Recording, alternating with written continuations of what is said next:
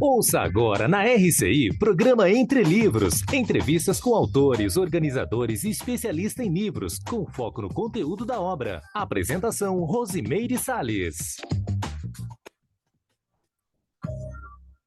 Olá, olá, você que acompanha aqui a Rádio RCI, você que está aqui nos acompanhando pelas redes sociais. O programa Entre Livros hoje conta com a participação das organizadoras da obra Autopesquisas em Ressomatologia. Vou apresentar cada uma a vocês. A Andréia Santos de Almeida, ela é graduada em Comunicação Social, Jornalismo, especialista em Psicopedagogia, empresária. A Andresa dos Santos Munarete, professora universitária, terapeuta ocupacional, pedagoga, especialista em psicopedagogia, psicomotricidade, educação inclusiva, métodos e técnicas de ensino e análise do comportamento aplicada. A Flávia Secato Rodrigues da Cunha é arquiteta e urbanista, mestre em regulação e gestão de negócios. A Lilian Zolê é psicóloga, fisioterapeuta, estudante de medicina, especialista em terapia cognitivo-comportamental e especialista em saúde pública da família. Também assina essa obra, mas não pôde estar presente hoje, a Milena Carina Giani, que é professora graduada em Química, especialista em Psicopedagogia. Essa obra ela foi escrita por várias mãos, né? Mas a gente tem aí essa equipe que esteve à frente, organizando todo o trabalho, né? E, primeiramente, eu gostaria, então, de dar as boas-vindas a vocês. Vou mostrar a capa do livro para quem está acompanhando nas redes sociais. Ficou maravilhosa essa capa, lindíssima. Chama muita atenção, né? Essa imagem, para quem está só ouvindo, é uma imagem de uma criança transparente, com a natureza atrás. Então, ficou muito linda. Então, Autopesquisas em Ressomatologia é o título, e primeiramente eu queria pedir para vocês que falassem para a gente o que é ressomatologia. Quem começa? Estão todos os microfones fechados. Bom, vamos lá então, né? Eu começo e aí as meninas vão complementando. Bom dia aí a todos, né? É um grande prazer estar aqui com vocês e foi um grande aprendizado, na verdade, né? Essa obra aí, um completismo, né? Grupal aí, né? De uma equipe que trabalhou muito junto, né? E a ressomatologia, ela é uma especialidade de uma ciência, né, que é a conscienciologia, que seria, assim, para a gente entender um pouco mais, como se fosse a medicina e as suas especialidades, né? Então, a gente tem a medicina ali como a ciência mãe, vamos dizer assim, e as especialidades, tipo otorrino, ginecologista.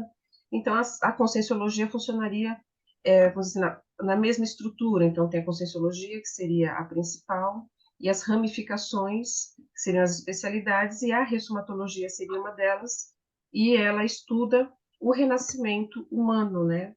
Ou seja, a vinda de uma consciência extrafísica, que está numa dimensão extrafísica, para a dimensão intrafísica. E a gente, na verdade, a autopesquisa seria o estudo, né, das nossas manifestações desse período, né, do nosso próprio renascimento, da nossa própria história de gestação, da nossa própria história do parto, para a gente entender um pouco mais do funcionamento aí, da nossa família envolvida, da mesologia que está envolvida naquela época, e entender um pouco mais do nosso comportamento e das coisas que a gente precisa mudar, né, nessa vida intrafísica, né? Aí eu peço para as meninas complementarem aí.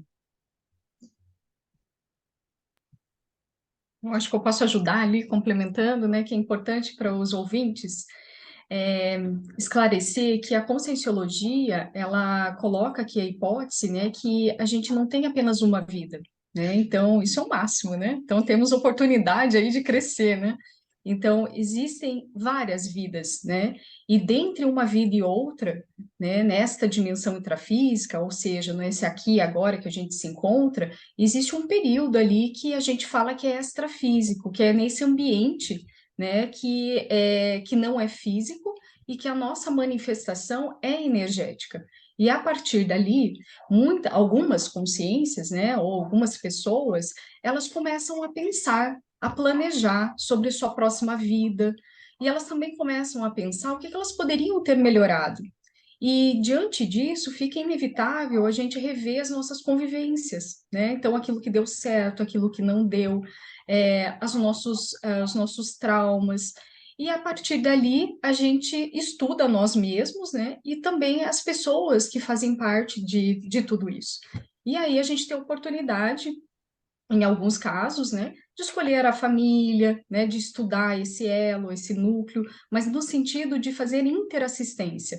Não é só você fazer assistência ao outro, mas é aquela importância daquelas pessoas que você vai conviver a também prestar assistência para você, que você também precisa disso, né? E assim a gente vai crescendo juntos. É mais ou menos isso, um recorte, porque é muito grande, né? E para fechar a minha fala, eu vejo assim, a ressomatologia parece que ela é imensa, né? E ela é, né? E a gente estuda justamente esse período que a gente comentou, extrafísico, né? Que a gente está, digamos, ou planejando, ou algo assim na nossa próxima existência, quanto o nosso renascimento humano. E aí entra família, parto, nome, né? Por que que te deram esse nome? O que que isso tem a ver com você, com o teu temperamento, né? A mesologia, a cultura. Então entra todo esse nicho, né? Que a gente faz um diálogo, mas tudo no fundo é para entender quem é você, né? Por que que você está aqui? Qual que é a sua missão nessa vida? Qual que é o teu cunho interassistencial, né? Que assinatura que você quer deixar nessa existência? Eu acho que é por aí. Alguém mais quer complementar? Bom, vocês falam também já desde o início de uma outra especialidade, que é a neonatologia. Vocês podem explicar o que é neonatologia? E, gente, querem falar? Senão fico. Pode. Neonato, gente, a gente, pegando da medicina, né? Então, é o estudo dos recém-nascidos, né? O estudo ali do feto, é o estudo dos bebês. Então, a neonatologia, a gente tem um capítulo, né, Rose, que você comentou, aonde temos, assim, é interessante que temos uma ginecologista obstetra, que é a Caroline Udrich, né? E também temos uma enfermeira neonatal, né? Que ela cuida dessa, que eu acho que é a Aline, né? Me corrijam se eu estiver errado. A Isso, Aline o Aires. o Aires, né? Alane. Alane Alane, Aires. perdão, olha só. Então, a Alane Aires que fala, né, sobre a sua prática clínica na enfermagem de neonatal. Então, isso é bem legal. Então, é o estudo desse período específico, né? Então, ali no livro a gente fala desde os cuidados básicos da medicina, o olhar da medicina, mas extrapola isso para a questão de parapsiquismo, energia, repercussões do meio, né? Tudo para naquele momento em que a criança está nascendo, né? Então, isso é bem bacana, eu acho que é um estudo até inédito dentro da conscienciologia, então tem muita coisa para a gente debater, né, nesse sentido. Você tem um capítulo também sobre essa questão, né? Bem. Não. O seu é sobre estudo do renascimento humano pelo olhar da conscienciologia, né? Seria essa noção básica, digamos assim, para a gente compreender o processo todo da ressoma, né? E aí a, o estudo começa desde o parto, como vocês estão colocando, né? Então, assim, experiências de parto. Agora, queria que vocês falassem um pouquinho, assim, o professor Valdo, quando ele começou a falar e ele falou da criação de uma instituição conscienciocêntrica que estudasse, né, essa fase aí, essa especialidade, né? No caso, ele tinha um verbete chamado BB, com várias páginas, né? Seria o verbete mais longo da enciclopédia, se ele tivesse incluído na enciclopédia, né? Era um calhamaço, assim. E ele começa falando do bebê. Então, eu queria que vocês falassem um pouquinho dessa abordagem aí, da questão da infância. Esse trabalho do professor Valdo, ele foi levado em consideração nesse livro de vocês, ou isso aqui é uma outra abordagem sobre ressomatologia? Bom, a gente leva em consideração muito, claro, né, o que o professor Valdo trouxe, né, de embasamento, até a questão da proposição da escrita e do tratado Homo sapiens neonatos, a própria criação da instituição, e estamos, né, fazendo um trabalho, inclusive, de resgate dessas informações. Esse verbete bebê já está com a gente, né, para poder, vamos dizer assim, dar continuidade aí em alguns trabalhos iniciados aí em alguma época. E esse livro em específico, ele é vamos dizer assim, é como se fosse uma antologia de um evento que ocorreu, que foi o segundo Simpósio Internacional de Ressomatologia. E nesse simpósio a temática era sobre autopesquisa. Então, abordou, na verdade, os experimentos desses autores. E o foco seria a ressomatologia, por isso que ele é tão amplo em especialidades, né? Aí aborda, vamos dizer assim, todas essas esferas, né, da ressomatologia. Mas o foco mesmo de estudo da Evolusim, ele parte, né, desde a premissa, não é só da gestação, não, é desde da pré-ressoma, abarcando ali todo o processo de geração mesmo de energossoma, de soma durante a gestação, todo o contexto ali de restringimento, né, até o renascimento e o pedaço ali da mesologia, incluindo a infância, um período ali da infância para o estudo, né? Mas esse livro em específico, ele foi foi o resultado de um evento que aconteceu nessa instituição. Até as meninas que estavam aí mais à frente, né, no início da organização do evento, se quiser comentar como que foi, né, a idealização da obra, seria interessante, né, Flávia, Andresa? Andresa? Bom dia. Então, como a Andrea falou, né, veio assim da organização do segundo simpósio, então a gente decidiu reativar, né, essa sequência de eventos científicos, né, para fomentar mesmo as pesquisas na instituição e também de pesquisadores tivesse afinidade com a ressomatologia. E a gente teve uma grande surpresa, que a gente recebeu muitos artigos, né, para o simpósio de diversos pesquisadores, além dos próprios voluntários.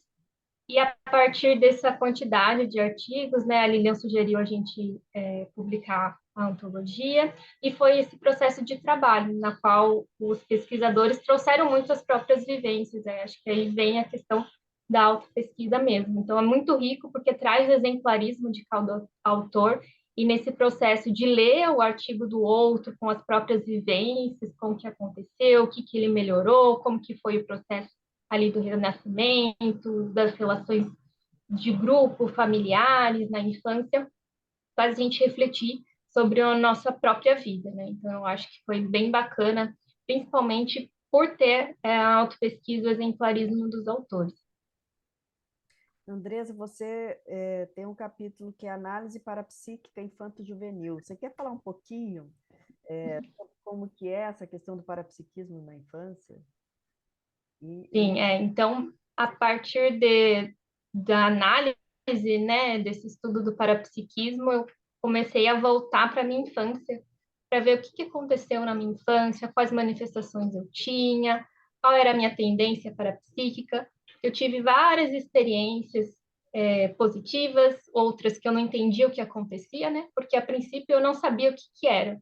Eu tinha as manifestações, algumas coisas eu entendia, outras não. Então ficou tudo muito confuso na minha infância. E aí eu decidi voltar o olhar para esse período, para entender mais, para clarificar as coisas e também ver a partir desse histórico o que eu posso fazer hoje no meu desenvolvimento parapsíquico. Então, na minha infância eu tive muita projeção, que é a saída para fora do corpo, e no decorrer dessas experiências eu fui entendendo o que era esse parapsiquismo, que a realidade não é só essa dimensão intrafísica que a gente vive. E eu fui também tentando entender e nomear cada coisa, que esse é o estudo mais científico, né, de entender cada fenômeno e conseguir traduzir aquela vivência e aprofundar na pesquisa. Então foi esse o objetivo aí do artigo.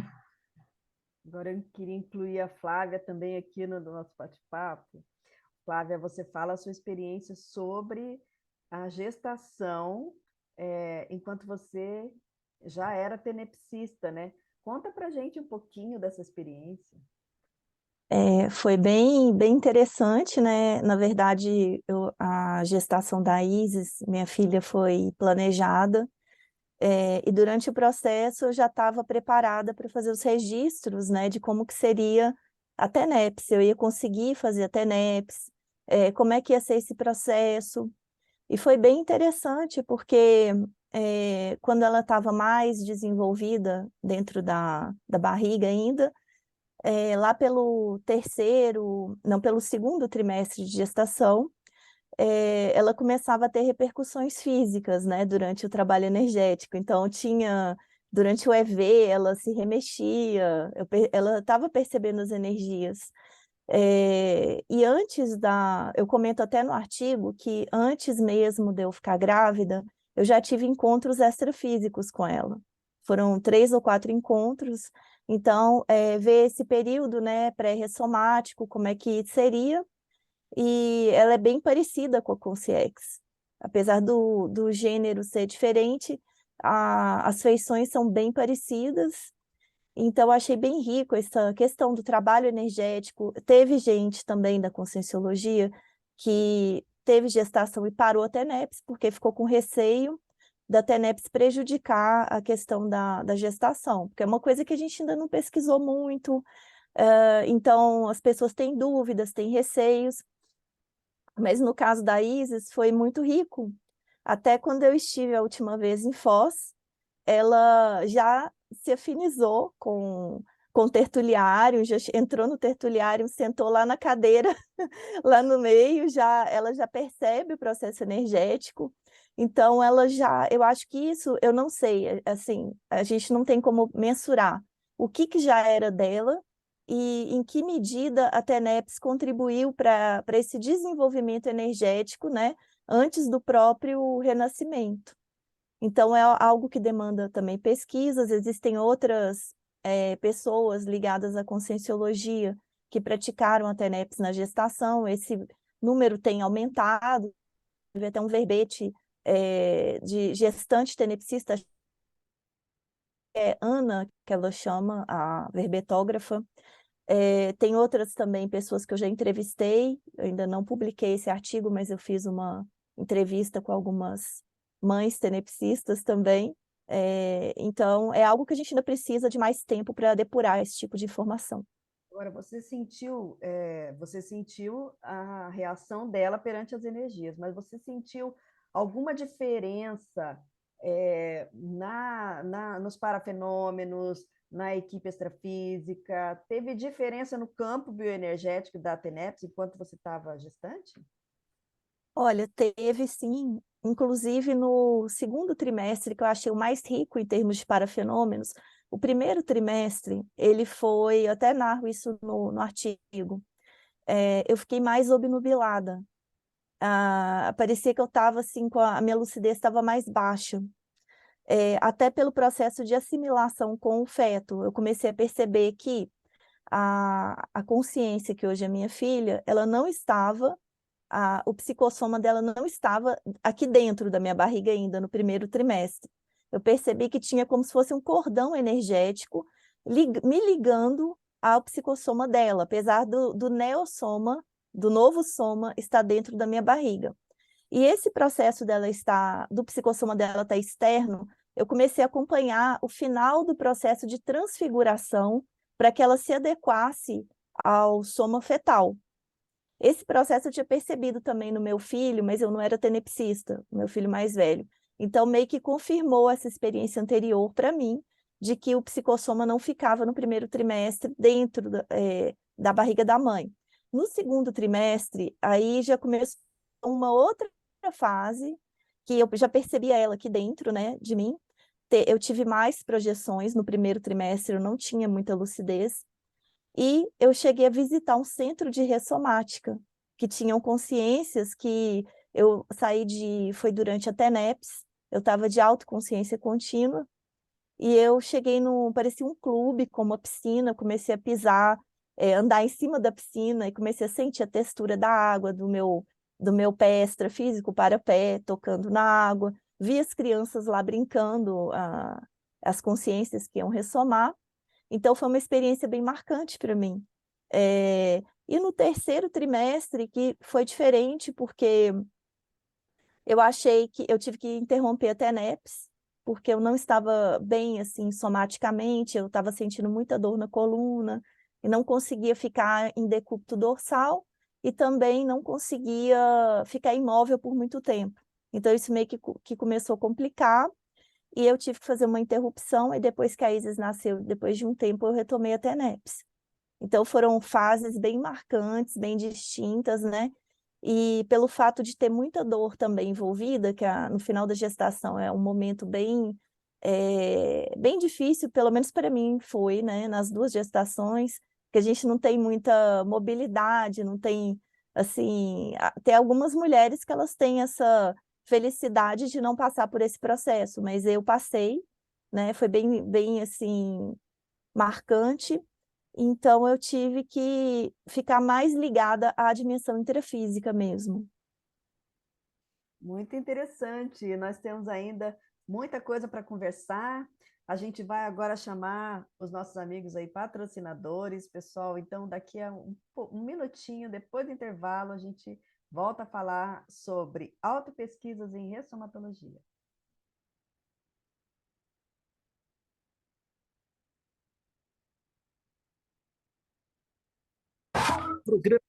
Programa Entre Livros. Apresentação: Rosimeire Salles. Voltamos a apresentar Programa Entre Livros. Apresentação: Rosimeire Salles. Nós estamos conversando hoje com as autoras Flávia Secato, Andresa Munaretti, Andréa Almeida, Lilian Zolê, sobre a obra Autopesquisas em Ressomatologia. E eu queria saber o seguinte, a Lilian falou no início sobre a questão da escolha de nomes. Como é que funciona isso do ponto de vista da ressomatologia? Bem, a gente tem um artigo, né? Meninas, me ajudem a achar aqui o artigo, fazendo, por favor. Eu estou aqui com o livro, estou catando, né? Estou olhando aqui, né? É o Aonde da uma Fabiana, da da FAB, Onomástica. né? É da Isso. FAB, que ela comenta, né? As hipóteses dela. O que eu vou falar aqui é mais dirigido com as minhas percepções, né? Então, a escolha do nome, eu vejo assim que ela é muito intuitiva, vou usar essa palavra, esse termo, perante dos pais, né? E muitas vezes eles não têm, assim, noção ou consciência da força que tem um nome, né? Um nome próprio. E muitas vezes ela é inspirada, né? Então, a pessoa, ela não... É interessante que essas inspirações, às vezes o pai, a mãe, ou até mesmo alguém do elo familiar ali, que não é os progenitores, né? Eles têm alguns falam assim que veio na cabeça do nada, que lembrou de alguma coisa em que o nome, né, ficou bem evidente. Às vezes tem gente que relata que está passando em algum local e aquele nome que estava descrito em algum lugar fica emblemático, como se, né, para a pessoa aquilo lá fosse é, aumentasse, né, digamos assim. Então tem vários relatos nesse sentido.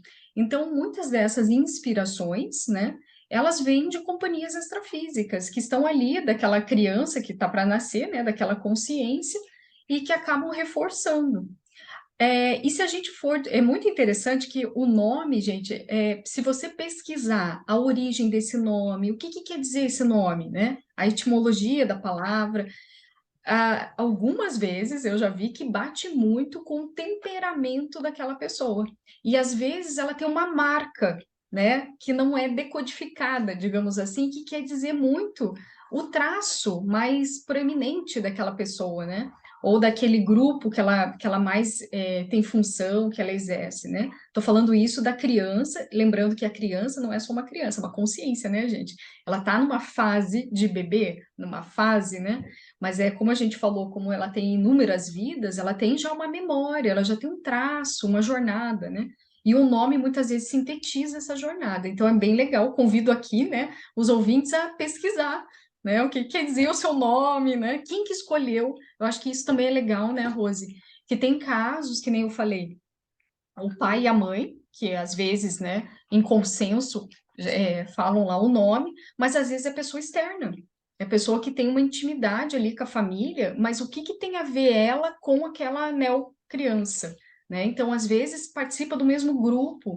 E muitas vezes eu já observei, né, trabalhando com crianças e família, que é justamente essa personalidade que escolheu o nome é o maior rapport da criança naquele meio familiar. Então, ela se sente mais íntima, né? A energia ali tem essa questão. E assim vai, né? E também tem os contrapontos, né, Rose? Tem aqueles que ficam antagônicos com o nome na família, né? Ficam, né? E é interessante que tudo isso é energia, né? E também é interessante pensar assim que a criança, então, ela vem representada com a energia dela, né? Então, aquelas pessoas que ela vai ter que no futuro se resolver de alguma forma, essas pessoas percebem a energia, né, de quem está vindo. Então, às vezes fica enciumado, fica, né, resistente. Quantas vezes tem isso, né? Então, tudo isso a gente pode pesquisar nesse processo, né, de convivialidade, de grupo karmalogia e assim por diante. É bacana você ter falado da questão da criança, né? Porque assim, eu me lembro muito bem, o professor Valdo, ele falava assim, né? Então, assim, acho que até vale explicar para as pessoas, né? Que esse livro ele foi publicado por uma instituição que se chama Evolucim, né? Que é a associação, me ajuda a pensar aí, me ajuda a falar aqui, Associação Internacional de Conscienciologia para a Infância, né?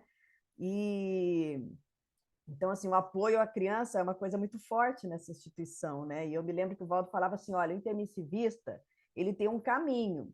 O primeiro é a Evolucim. Então, a criança vai para a Evolucim, né? E aí é desenvolvimento para psiquismo, é noção do paradigma consciencial, desenvolvimento da inteligência evolutiva, enfim, né? Digamos assim, é o despertar da Consim, né? Depois ela vai para a Simvex, que vai pegar o público jovem. Depois ele vai para a reaprendência, porque ele encarava o programa de aceleração da erudição como uma coisa para o jovem, né?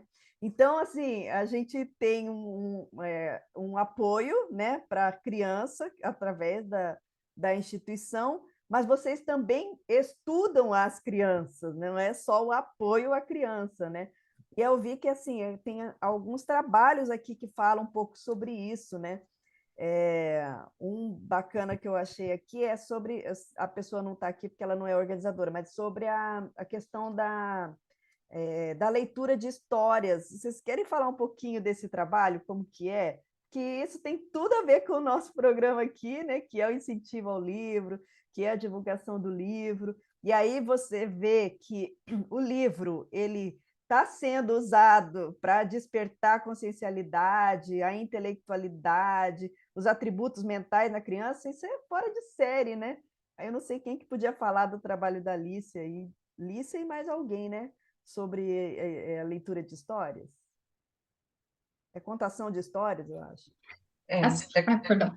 É contação de história. Hoje, na verdade, foi escrito pela Alicia, pela Emily e pela... Puxa, esqueci o nome dela. Eu vou achar aqui. Isabelle, né? Uma coisa assim. E hoje quem cuida é só a Emily, né? A Emily que acabou ficando responsável pela contação de histórias na Evolucim. Infelizmente, no momento, a gente ainda está em reestruturação das atividades, né, para as crianças, até por entendermos a seriedade que é esse trabalho. Então, teve mudança de sede, várias questões aí. Isabelle. Mas o interessante que a gente percebe é porque, assim, apesar de ser uma atividade lúdica, né, é uma história infantil, né, então ela é escolhida, né, com muito cuidado, não é qualquer história, normalmente são histórias curtas, né? Porque a gente precisa entender a idade da criança, o momento, o quanto vai prender a atenção dela e tudo mais, o que vai ser trabalhado com aquela história, a forma como vai ser contada aquela história para não infantilizar, Muito né? psicossoma, né? Não ficar trazendo aquele emocionalismo e tal, mas uma linguagem que a criança entenda. Mas o mais interessante que a gente tenta fazer, e que a Emily faz isso muito bem, ao final da história, ela sempre faz uma associação com o paradigma consciencial. Então, ela pega a história, ou a moral da história, ou o entendimento da história, e faz um link ali já com a ideia da questão de alguma premissa do paradigma, né? Já trazendo esse esclarecimento, às vezes trazendo senhas, né, para um intermissivista, para, vamos dizer assim, fazer uma recuperação de cons ali. Então, é uma atividade curta, né? Não leva nem 10, 15 minutos no máximo. A história, quando é muito grande, é 15 minutos. Puxa. Porque não pode ser muito longa, né? As atividades, assim, para uma história infantil, né? Então, mas ao mesmo tempo ela é muito profunda, justamente porque ela traz, vamos dizer assim, como se fossem esses links, essas senhas, e vai fazendo essas associações aí de ideias. Aí se a Andresa, não sei se você chegou a participar, Andresa, de alguma contação, porque tem que ter trafor para isso, viu? Eu não cheguei a participar, mas que a gente vê que parece ser uma atividade simples, mas para quem está fazendo, igual o André falou, tem que ter trafor, tem que ter link, né? Tem que ter um despojamento ali, saber fazer aquilo, né? Que não é igual dar um curso, uma aula, uma palestra para adulto, é totalmente diferente. E também para a criança ou adulto, né? A gente vê também comentário de idosos assistindo aquilo. Foi muito rico, principalmente nesse processo que foi a contação ali na pandemia, né? Então, foi uma das atividades gratuitas, enfim, nas nossas mídias que facilitaram esse processo também de rapport com as crianças. Então, e esse conceito, né, do livro aí traz várias coisas por trás, além da própria contação, né, desses atributos importantes a serem desenvolvidos pela criança. E vocês falam, tem vários capítulos aqui sobre a questão da infância em si, né? A questão da educação, do grupo Karma. Vocês querem falar um pouquinho sobre isso? Posso só abordar uma, que tá me vindo assim uma ideia, né? É interessante, Rose, eu vou até pegar um pouquinho do que você falou lá no início, né? Que o professor Valdo falou que tem uma jornada, né? Na Conscienciologia, da Evolusim para a Simvex, né? E tudo mais. E que tem lógica, né? Mas é interessante que ele comentou assim, no início, a Evolusim, ela trabalhava muito com a infanciologia, e tá tudo certo, né? Era o entendimento da criança, o estudo da criança e o tratar a criança como um todo. E depois ele puxou a gente, assim, né? E falou no pé do ouvido, isso o professor Moacir estava comigo, né? Então por isso que veio a repercussão. E ele falou assim: tá na hora de entender a ressomatologia, né? E ali marcou, sabe, Rose, Fiquei, que eu falei assim, por que será que ele está aqui? e eu falei, eu vou falar, né? Vou falar porque, né? E aí eu achei, no momento que ele falou, a gente ficou meio perplexo, porque a gente viu o tamanho da situação, né? O tamanho que vem a ser a evolução, quando ele falou da ressomatologia. E hoje eu entendo que falar de ressomatologia é preparar adultos para trabalhar consigo mesmo, entender a você, da onde você veio, sua mesologia, para depois olhar uma criança, assim, né, que passou pelo que você passou e tudo mais.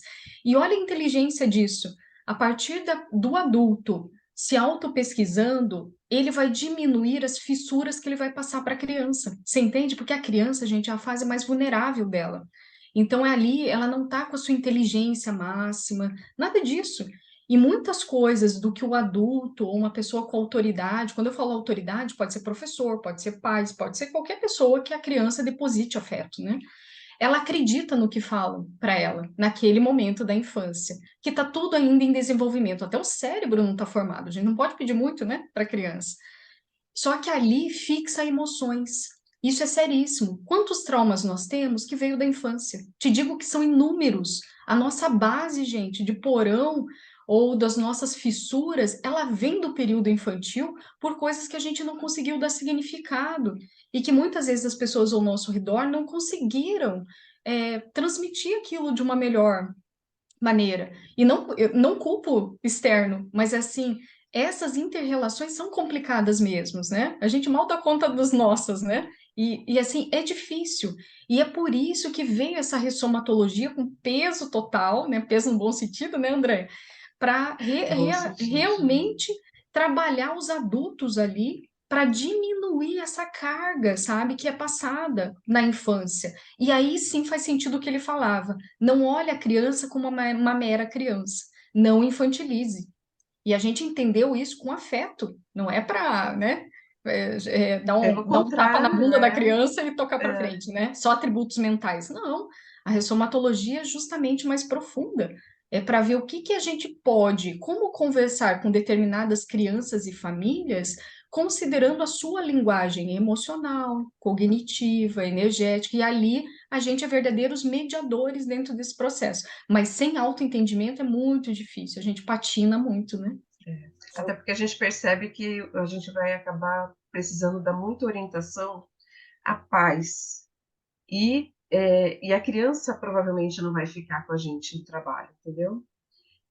Justamente pelas questões mesológicas, né? Então, o trabalho ele é muito amplo, a gente vê a questão total relacionada à reurbanização extrafísica, né? Então, é muito mais amplo. Então, as crianças que estão ressomando têm intermissivistas, têm todos os tipos, né, de consciências, né, que precisam ser assistidas. E isso que a Lilian falou, da gente entender o processo, igual o que a Andresa trouxe, entender o processo dela de infância, até para a gente conseguir trabalhar as crianças que chegam, é o que faz diferença, né, em todo o processo, né? Então, E só mais uma, juro, gente. Aí, falando do professor Moacir, ele foi o pioneiro, né? É assim, eu nunca me esqueço que isso lá, nem vou saber o ano, Rose, né? Ele chamou eu e o professor Tony Muscoff, que tem uma gratidão imensa, para trabalhar com crianças e parapsiquismo. Na época, não tinha nada de parapsiquismo na infância. E aí, o professor Valdo chamou a gente, pé do ouvido, e explicou tudo. Né? E a gente foi formando essa equipe, passou vários professores, até que fixou, digamos assim, né? O professor Moacir colocou eu e o Tony lá, tal, e a gente aprendeu muito. Ele sempre levava as informações para o Valdo, porque era coisa nova mesmo, né? Era um medo muito grande de trabalhar com a criança, de colocar as informações com uma forma de não reflexiva, né? E ela acreditar em tudo.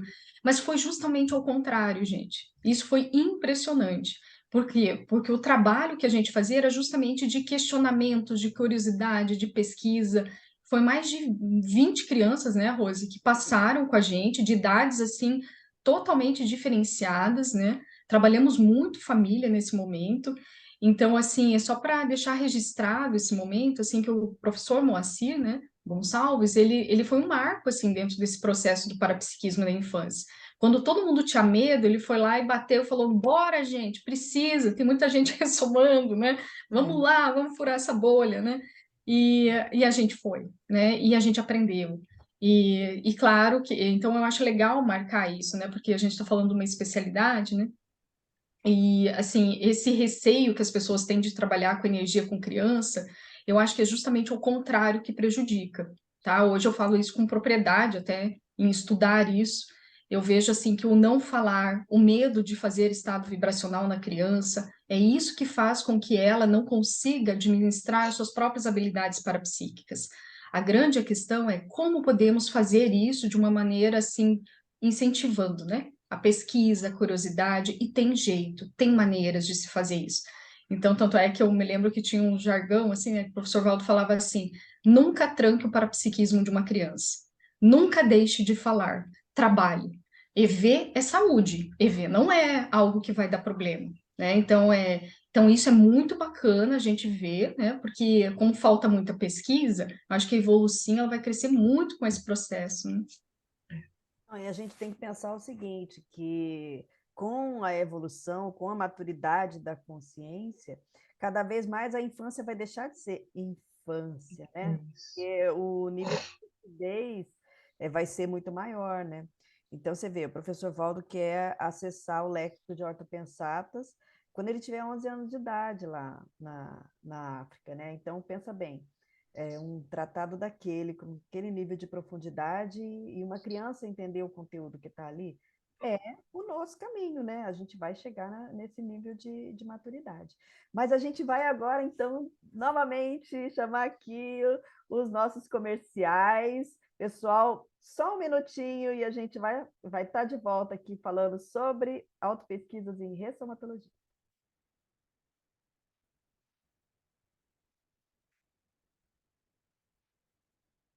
Programa Entre Livros. Apresentação, Rosimeire Salles.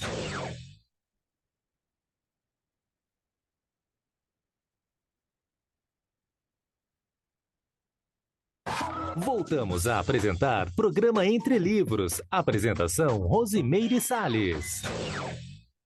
Nós estamos aqui com a Andréia Almeida, a Andresa Monaretti, Flávia Secato e Lilian Zolê, e o tema é Autopesquisas em Ressomatologia, uma obra lançada agora recentemente pela Epígrafe e pela Evolucim, né?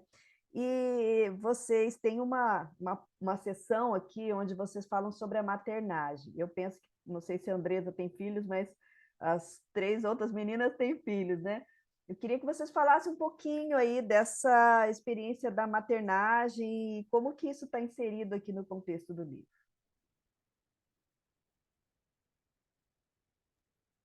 Bom, na verdade tem alguns capítulos, tem a questão da Flávia que trouxe, né? Até se ela quiser depois continuar abordando mais alguns aspectos aí, que é bem interessante da gestação dela durante a TENEPS, e ela trouxe nesse terceiro simpósio uma outra abordagem também sobre a questão da convivência, né, da maternidade com os filhos. Temos também o artigo da Tatiana, temos da Paula Basília, ali tudo falando sobre o processo acho que da Cecília, né, falando sobre o processo justamente desse acolhimento do papel da mãe. Mas quando até a gente vem trabalhando muito nessa diferença, a gente tem um curso hoje na Evolução que chama Maternagem para a Psica, é dessa diferenciação do que é maternagem, do que é maternidade, do que é pré-mãe, né? E cada um, quais são os seus papéis. E essa questão da maternidade, né?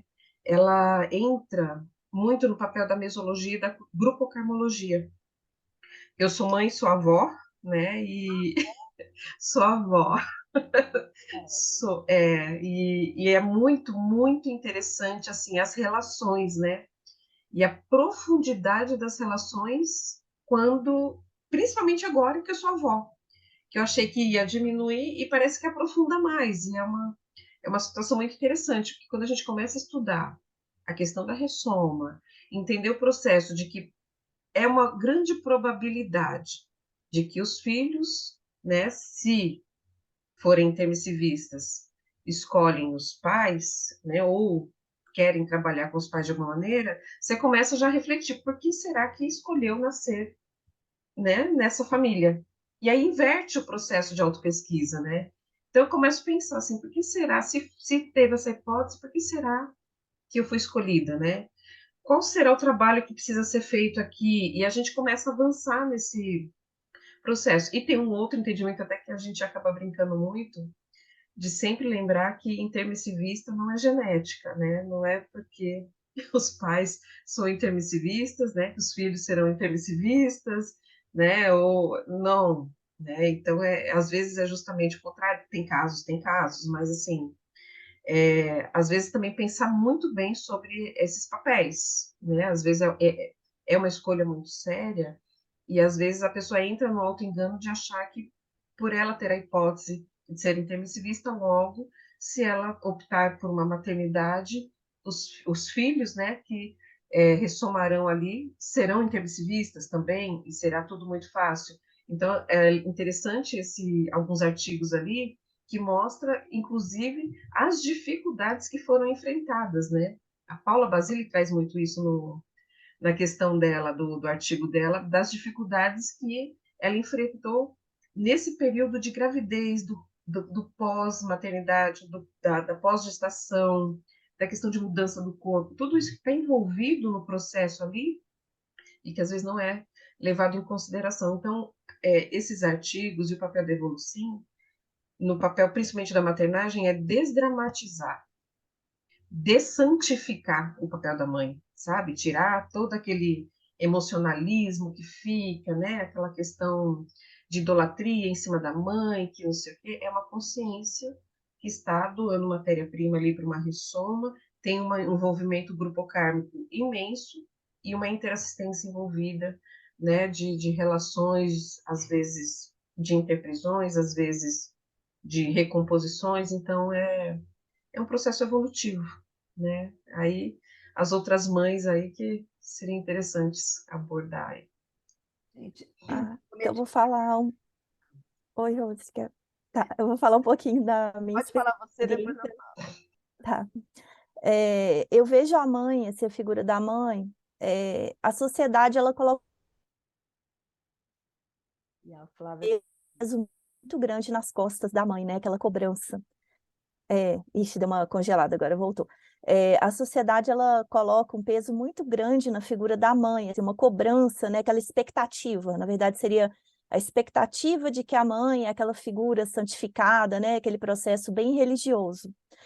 E, na verdade, eu acho que o adequado é a mãe ser um coaching, é como se fosse um coaching da criança. Então, assim, a gente tem que tirar o processo emocional, né, aquela coisa toda, e ver a necessidade que aquela consciência tem, acompanhar todo esse processo. É claro que tem as dificuldades na gestação, tem as dificuldades, assim, acho que está cortando, né, gente, um pouquinho. As dificuldades inerentes ao processo da maternagem mesmo, todo o pós-parto, tem tudo isso. No meu caso, eu tenho 2 filhos que são parapsíquicos, que saem do corpo, me contam, têm clarividência. Às vezes minha filha está aqui, olha aqui, mamãe, olha aqui, eu estou assim, você está vendo o quê?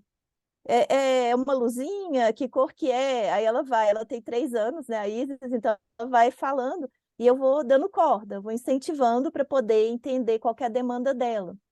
O Marcel, ele é a mesma coisa, ele me conta, eu estava na escola e vi uma consciência extrafísica, ele me descreve, era assim, assim, assim.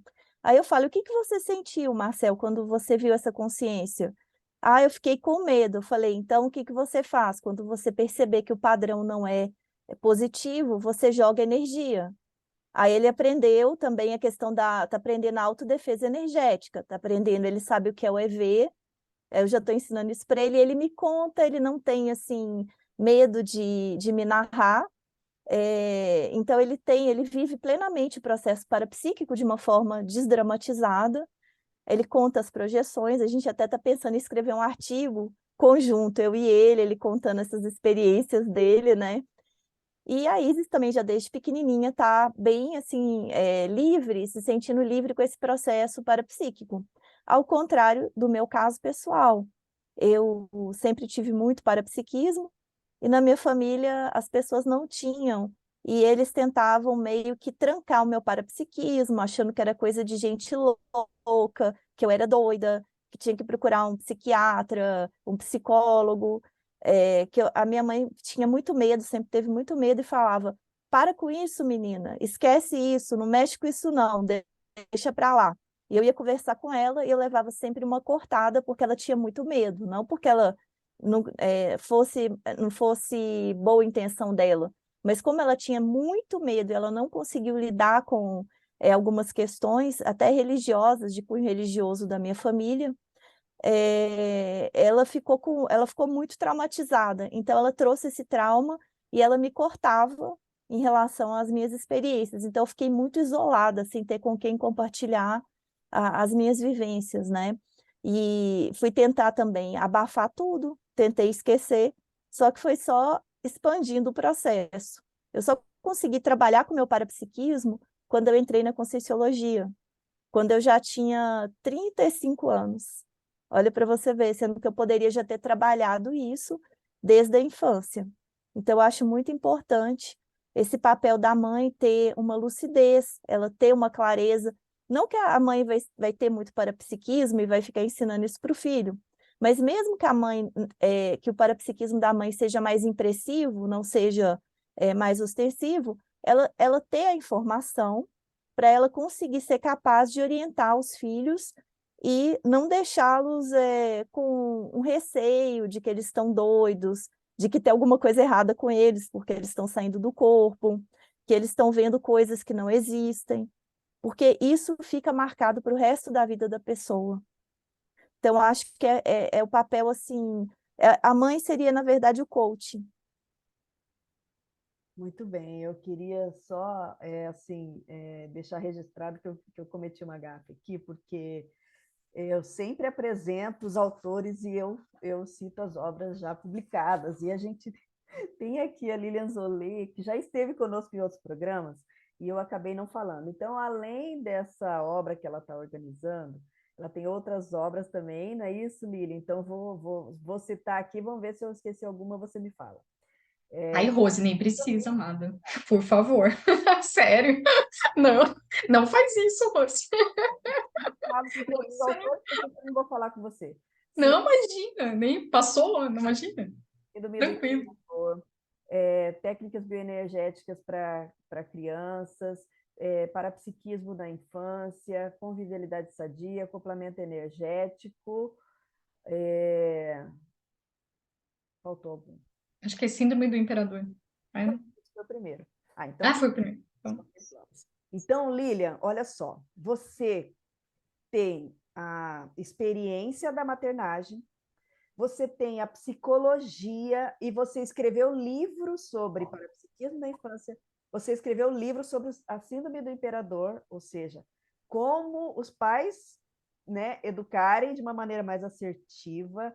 Como é que foi para você esse processo de maternagem, contando com tudo isso? Você não era só uma mãe, você era uma mãe intermissivista, já voluntária da Conscienciologia e com todas essas informações. Conta um pouquinho. uau, vou tentar resumir. Mas é assim, A gente tem 9 minutos. então eu vou tentar. Eu vejo assim que quando eu fiquei grávida, eu estava bem no início da Conscienciologia, né? Então eu não era professora, nada disso, né? E eu também estava tentando realizar minhas autopesquisas, né? Sempre fui parapsíquica, meu trafor dentro dessa habilidade é a clarividência. E quando eu estava grávida, a primeira coisa que eu percebi que foi uma marca foi a cessação, tipo a perda. Não é perda, mas eu vou usar a palavra perda. É uma perda abrupta ali dessa questão parapsíquica, principalmente a paravisual. Isso me marcou muito. E eu não valorizava o parapsiquismo, sabe, Rose? Eu achava assim, eu meio que levava de supetão, sabe? Ia andando conforme o vento, né? Mas eu tinha muita percepção, fazia muito acoplamento energético, nunca estudei a respeito, assim, né, na época, porque eu também não tive estímulo como a Flávia, né? Só que quando eu acabei naquele momento perdendo tudo, ou seja, todas as minhas sensações que eu tinha nesse período cessou, é inevitável, eu entrei em reflexão, né? Eu falei, opa, aquilo que eu não valorizava e agora está me fazendo falta. Eu nunca valorizei tanto o parapsiquismo nesse momento, quando eu vi que a importância daquilo para mim, né? E eu comecei a buscar maiores informações, assim, de uma forma bem sincera mesmo, sabe? E foi aí que eu comecei, né? E como a Flávia falou, eu percebi, tipo, eu tive projeção com a Diana, né? O Everaldo teve, que é minha dupla, né? Também teve projeção com ela, então a gente teve um rapport muito grande de início, assim. Eu tinha, assim, mas isso antes, né? Tipo, naquele bem processo da gestação, daí depois que, segundo mês e tal, que houve o trancamento, digamos assim, né? E depois aflorou normal. E é interessante que eu fui fazer um curso acoplamentário, que eu tava assim, a Diana era bebê. Gente, a Diana no CAEC, a Rose e o professor Moacir tiraram foto, era um bebezinho, 3 meses, eu acho, né? 2 meses era foto do jornalzinho, né? Do CAEC. E eu fui fazer um acoplamentário, né? Nesse período, assim. E eu me lembro que quando eu entrei no acoplamentário, eu falei assim, nossa, para mim é minha casa, né? Vai trabalhar clarividência, vai trabalhar um monte de coisa. Rose, eu não tive nada, não vi nada, mas nem nuvenzinha que os alunos viam, aquela, sabe? Eu não vi nada, eu via o concreto. Aquilo me abalou profundamente, né? E eu fiquei, assim, num estado reflexivo. Eu falei, gente, eu perdi mesmo essa minha capacidade, né? E eu nunca me esqueço, ao sair do laboratório, eu fui a primeira a sair, sabe aquela coisa assim, bem imatura, né? Saí, eu falei, também, e agora o que que eu faço, né? Nem esperei, assim, muito, fui indo com a equipe, e lá a gente ficava sentados na holoteca, naquele momento, né, que era diferente o curso. E eu sentei e fiquei na cadeira, imersa em reflexão, tentando escrever, pensar alguma coisa, né? E o professor Valdo passou, ele sentou do meu lado, ele falou assim: Eu sei o que está acontecendo com você, filha. Aí eu olhei para ele e eu falei: Pronto, professor, eu perdi. Não, eu ignorei tanto tempo e agora eu perdi. Eu falei assim, né? E ele foi ali me explicando todo o processo da parafisiologia, né, que estava se reagrupando novamente. Ele me deu literalmente uma aula, sabe, Rose? E ele falou da importância do parapsiquismo naquele, tipo, para mim, da minha especialidade, né? E ali eu fui, e ele falou, Lilian, vai retomar de uma outra maneira e vai ser melhor. Preste atenção, fique imersa no acoplamentário. Ele falou que era para eu ficar imersa, ficar lá dentro, participar da equipe. E foi isso que eu fiz, sabe, Rose? E realmente o que ele falou realmente procedeu. Melhorou, deu up, não teve nada, né? Então foi isso. A Diana, ela veio me ajudar, digamos assim, eu ajudando ela, né, nesse processo. Ela me fez ver o parapsiquismo de uma forma diferenciada. Sempre tive projeção CADI, né? Então, e gente, isso não acontece sempre, eu vejo assim, né? Então foi mérito mesmo, né? Nunca achei, nem eu e o Everaldo, que ela é ou não intermissivista, simplesmente vivenciamos ela do jeito que ela é e ela escolhe os caminhos que ela desejar e a gente dá o melhor para ela. Então não tem essa história de filha de dois epicons, né? Não, a gente nunca fez isso. E a energia era tão natural em casa trabalhar que eu trabalho com plantas, com ambientes, né? E não é uma forma assim, um sermão, sabe, Rose? Tipo, vamos fazer o EV agora, né? Tipo, vamos na natureza e vamos sentir a energia. Não, é natural. Então ela me via trabalhando com a orquídea e ela perguntava, mãe, por que você faz isso com a flor? Eu falava, porque eu tô jogando energia aqui, eu acho que melhora. E ela, é? Vou tentar também. E assim a gente ia conversando e ia construindo desde pequena. E eu perguntava para ela, o que que você achou? Você achou que melhorou ou não? Dela, não, sabe que melhorou? Então, isso foi vindo aos poucos. E, Rose, isso eu utilizei para os alunos do CAEC, até um certo ponto, sabe? Junto com, claro, com as instruções, né? E foi isso, assim, não dá para falar. Eu acho que o principal é esse, né? Ver que tem essas mudanças da própria fisiologia da pessoa, da parafisiologia para a maternidade. Isso é muito sério, acho que tem que estudar mesmo, né? E seria isso, eu acho, dentro da. Muito bem, a gente tem ainda 3 minutinhos. Eu queria ver se tem alguma coisa assim que vocês queiram deixar de mensagem para o pessoal que está acompanhando a gente, alguma coisa importante que vocês acham que, né, poderia ser dito e não foi, em 3 minutinhos.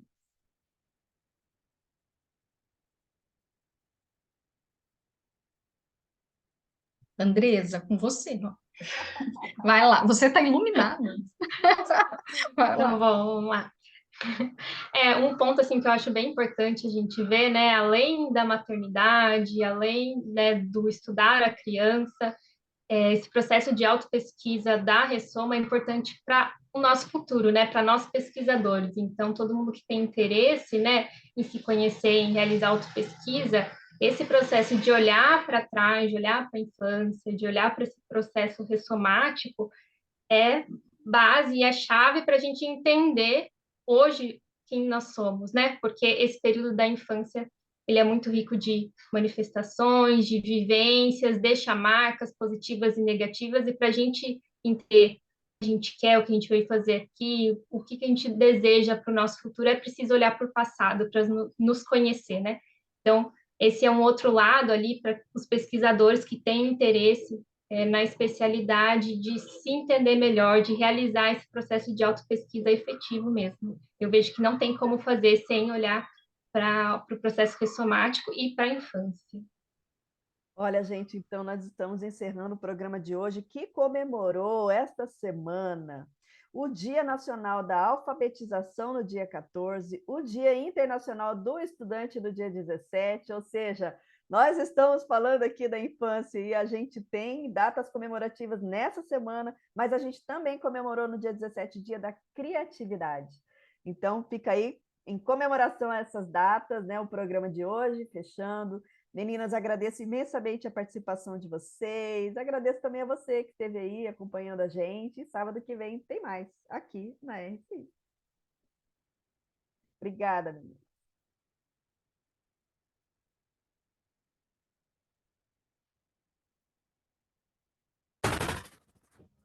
Você acabou de ouvir Programa Entre Livros, com Rosimeire Salles, aqui na RCI.